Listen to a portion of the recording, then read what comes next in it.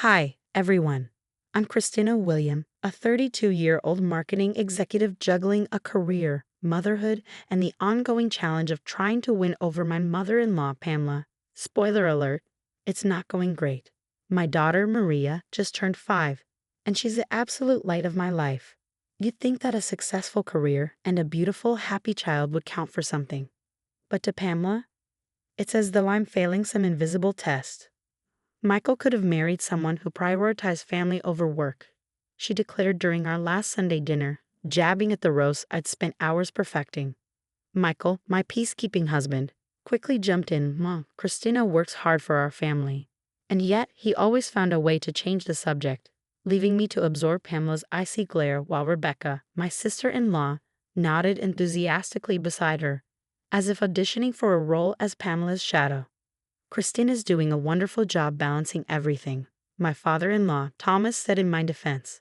Bless him, he's the lone voice of support in this family minefield. It wasn't just the dinners. It was the constant microaggressions. Take last month's family gathering. Rebecca hovered by the table I had meticulously set up and announced with a sugary smile. Oh, Christina, your setup is interesting. Let me fix it the way Mom prefers. She didn't even wait for a response before rearranging everything. But Thomas intervened, his voice steady. Actually, I asked Christina to do it this way. It reminds me of how my mother used to do it. The look on Rebecca's face, priceless. Yet, she didn't stop there. Later, she suggested, Mom's just traditional Christina. Maybe if you did things her way, you'd get along better. I kept my tone calm. Thanks, Rebecca, but we all have our own ways of showing love to family. But behind the calm exterior, I'd started keeping receipts, text messages, photos, and even security footage. Call me paranoid, but something told me I needed to protect myself. Like the time Pamela claimed I'd forgotten Maria's doctor's appointment.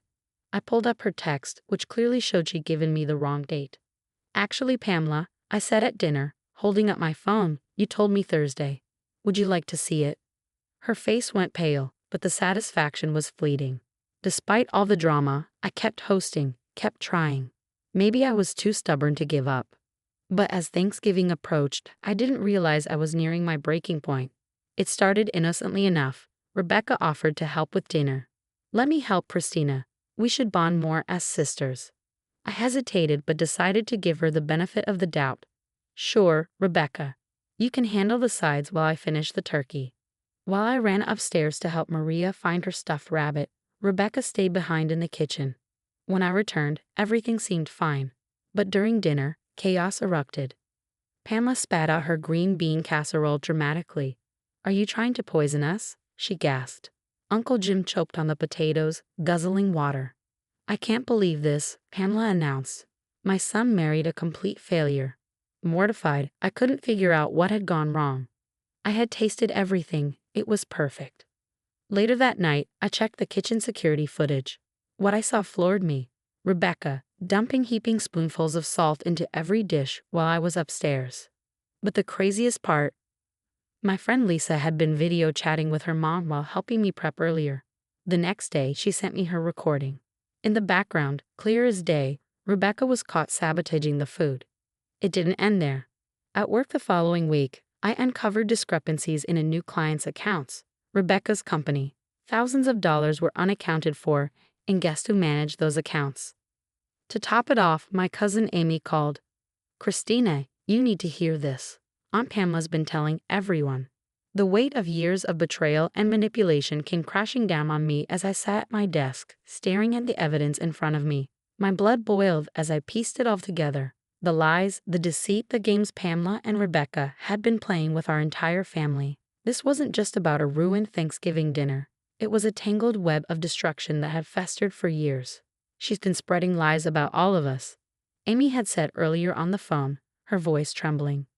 Grandma thinks Uncle Steve has a gambling problem because of Pamela. Steve's wife is convinced he's cheating. And Rebecca. She's been enabling all of it. Christina, how long has this been going on? Years, I replied, the fury building. It was also clear now. Every snide comment, every rumor, every wedge driven between us. It all led back to them. I stared at my laptop, the security footage playing on one screen, the incriminating company accounts open on another. For years, I'd taken the high road, biting my tongue, trying to keep the peace. And for what? To let them keep walking all over me and everyone I cared about. Not anymore. Amy, I said firmly, it's time for a family meeting. A real one, without Pamela and Rebecca. The tension was palpable as the family gathered in my living room. I connected my laptop to the TV, standing before them with years of suppressed anger and newfound resolve. Before I play this, I began, my voice steady. I want you to know this isn't about revenge. It's about truth. The footage rolled. There was Rebecca, caught red-handed, sabotaging the Thanksgiving dishes. Lisa's voice from her video chat provided an undeniable timestamp. Gasps filled the room. That evil little. Emmy hissed under her breath. Michael's face turned crimson. I can't believe my own sister would. There's more, I said, pulling out a folder thick with receipts, texts, photos, and recordings. Pamela has been playing all of us against each other. Emmy, remember that affair rumor? It started with her. Here's the proof. Thomas, my father-in-law, stood up, his hands trembling. All these years, I've been supporting them, defending them. Did you know Pamela gambled away her entire inheritance? She's been living off my retirement savings, claiming it was invested in real estate. Dad, Michael began, his voice breaking. No, son, it's time you knew the truth. Your mother has been manipulating this family for decades, and Rebecca, she's just following in her footsteps. I took a deep breath. One last thing. At work, I discovered Rebecca's been embezzling from her company. I've already reported it anonymously. The room erupted. Decades of lies and manipulation spilled out as everyone began sharing their stories. It was as if the floodgates had opened and the truth couldn't be stopped. Then my phone buzzed. Pamela. I put her on speaker. How dare you hold a family meeting without us? She hissed. Rebecca told me everything. You're just jealous of her success. Michael grabbed the phone. Success? You mean the money she stole from her company? Pamela sputtered. That's a lie. Rebecca would never.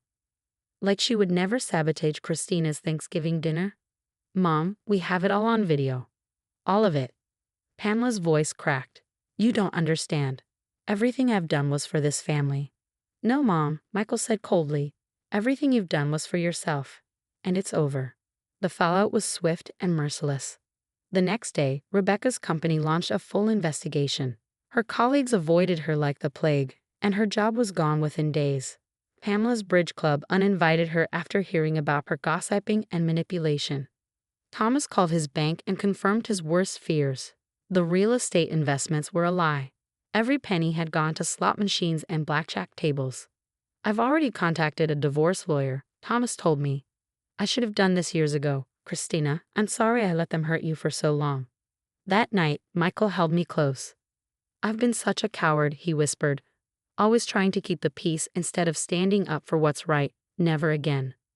I watched Maria sleeping peacefully in her bed, finally free from her grandmother's manipulation and her aunt's jealousy. For the first time in years, I felt like I could breathe. Then my phone buzzed again, a text from Rebecca. We need to talk. Please, I can explain everything. I stared at it for a long moment before hitting block. Some bridges aren't meant to be rebuilt.